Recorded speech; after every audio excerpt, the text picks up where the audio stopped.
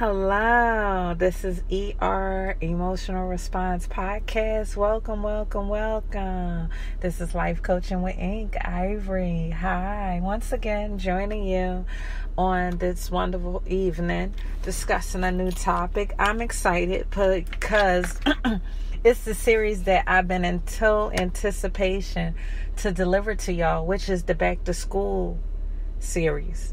The Back to School series is very significant because this is a time of the year when all our little babies, bunnies, flower children, however we coin our kids, they are ours. They are our seeds. They are our beginnings of our future to come. And I'm excited. I'm just as excited waking up when my son goes to school as he is. Like, I'm so excited. I'm excited. And along with that zeal, you have to have sobriety of mind to know that you have to exert energy and dedication and time to making sure that they deliver effectively this school year. It's vital. So, welcome. Welcome this new school year, 2018 to 2019. Welcome. And to start the series off, I want to start by talking to moms and dads. So this is kind of a Dear Mommy, Dear Daddy letter. Emotional wellness is so important in this time of the year, not only because it's the beginning of the year for them, but it's also the beginning of emotional management for you when it comes to your kids. And if you haven't been doing it throughout the year, this makes it a priority. Dear mommies and daddies, it's time to start prioritizing. And things will get out of whack. Things will try to distract you, just like any other time of the year. But the reason why it's so vital this time of the year is because your child's education is in the balance. And so how you manage your emotions during this time will be the pendulum on how effective they are. And you might question, well, how does my emotional management affect them? You are the climate control in your household. Just like TSS workers, NTAs, disciplinary administration is the climate control in a school, you are the climate control at home. And how the temperature is in your house plays a significant role in their disposition and their demeanor and how they connect socially with other people. It's so key. And I need to stress this because a lot of times people overlook it and think because they're children and you're in an adult world, mind your business, this is adult matters. However, what runs contrary to popular demand of that whole persona is the fact that what you do leaks, oozes, and bleeds to your kids, and it affects them. If you're happy, if you're sad, if you're angry, if you're joyful, it affects them. And sorry to say, as much as you want them to mind their business, it affects them. Because your feelings affect how you relate and connect to them. It takes a thoroughly managed person to be able to be going through a lot of things and still know how to compartmentalize and be 100% present and totally engaged with their kids without oozing, leaking, and bleeding. There are rare cases, but man oh man, that person is so well managed, it's scary. And it's not something that you should dismiss and say, oh, I don't have to strive for that. No, this is something you should strive for, because when you think about it, a child is just a child for the first 18 years of their life. The rest of their life, from 18 to 80, 90, 100, they're adults.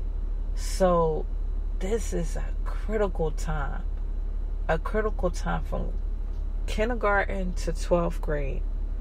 And when you realize that, you become more invested. You become more invested, and you look at the scope of things a lot more differently. Not much, excuse me.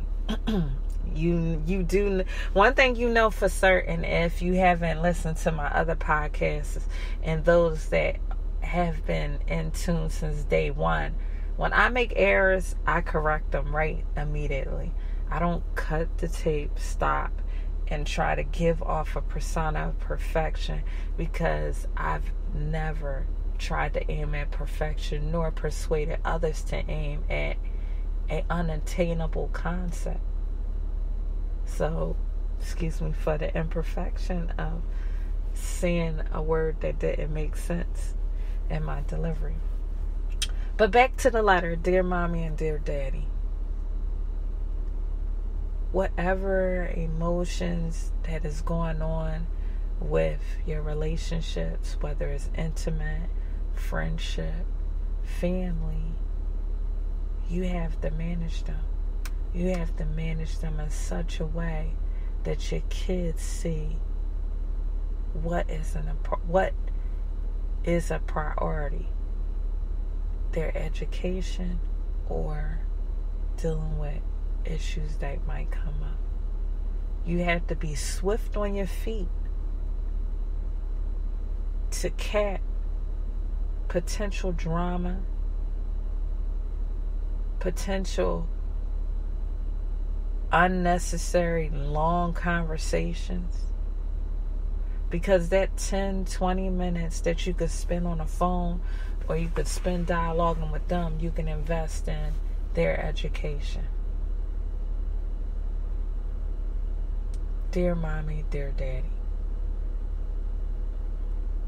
it's time to take time away from your job and not do those extra hours of overtime to make your check a little husky, a little bigger than usual, so you can get whatever creature comforts and switch it for a minute and take time and invest in your kids.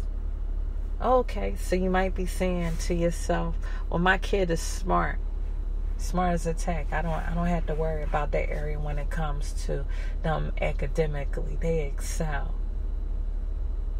However, there are so many compartments of them, just like it is of you. And so you have to be able to take time out to invest in those compartments too, emotionally. What's going on with them emotionally? Because they could come home, dive into books, dive into their studies, just to get away from the real matters that's going on at school. And if you don't spend time with them, you don't know.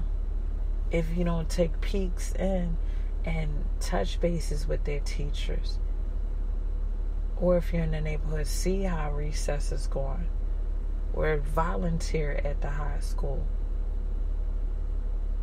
You need to take time out when you can't do those things. You need to take time out and spend with them. Okay, they just completed their homework. Yes, you told them they can hang out or talk with their friends after that.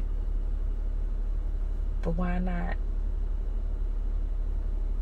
take 10, 15 minutes of that to just chill with them? And not probe them like they're going through an investigation.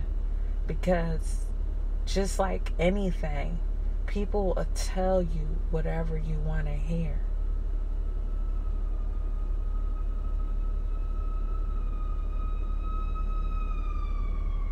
And so they can say that they're fine and everything's okay. But you have to study your kids. You have to dwell with them and understand it. You have to see the unseeable. You have to hear the unspeakable. And it's that critical. It's that critical. Suicide begins at an all-time high towards the end of the year because of the stresses of social acceptance, rejection, negative comments, criticism, trying to fit in. The list can go on. And so when you realize that, you have to dwell with them. You have to bust it up with them. Even if it's just going to get ice cream, getting their favorite ice cream. Let's go get some favorite ice cream. And you need to draw the line. I'm not suggesting you become their girlfriend. Or if it's a man, you become their homie. They need to identify you as a parent, as a protector. And in this day and age, we have too many people blurring the lines. Your child is not your girlfriend.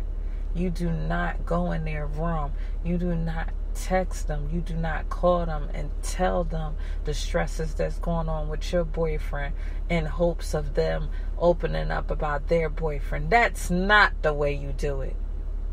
And I'm sorry if my voice escalated to an uncomfortable realm, but it needs to go there to see how uncomfortable it is to know that an adult is trying to dialogue with a child as if they're an adult. And so when you do that, and this is still part of Dear Mommy, Dear Daddy, when you do that, you invite them into the world of adulthood in ways that you can't control. And so when you start treating her like your girlfriend, and she starts wearing makeup like your girlfriend, she starts putting on perfume and wearing clothes like your girlfriend, when she starts handling men like she's one of your girlfriends your age, you have to do an assessment with yourself and say, whoa, let me take back the harness a bit and secure it a little tighter. I am your mother. And no, in no shape or form is that cool. And you have to go against popular demand. So what if it's 10 girls in her classroom that have moms that's all their girlfriends? That doesn't make it right. What's popular doesn't define rightness. And you need to be able to give your child a clear understanding of that. Because if you start